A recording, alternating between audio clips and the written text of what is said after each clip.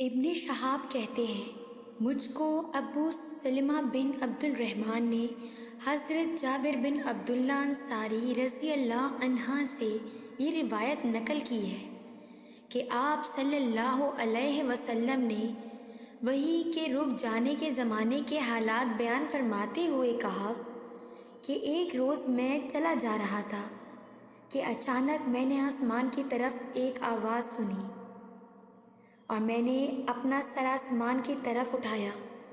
کیا دیکھتا ہوں کہ وہی فرشتے جو میرے پاس غار حرا میں آیا تھا وہ آسمان و زمین کے بیچ میں ایک کرسی پہ بیٹھا ہوا ہے۔ میں اس سے ڈر گیا اور گھر آنے پر میں نے پھر کمبل اوڑھنے کی خواہش ظاہر کی۔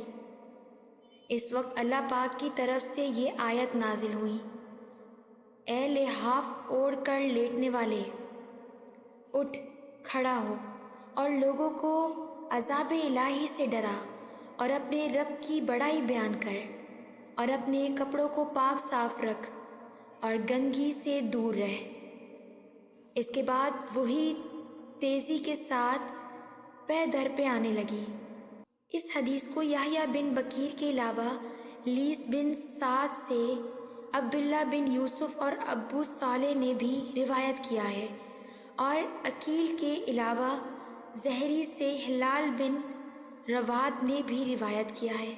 یونس اور معمر نے اپنی روایت میں لفظ فوادہ کی جگہ بوادرہ نقل کیا ہے۔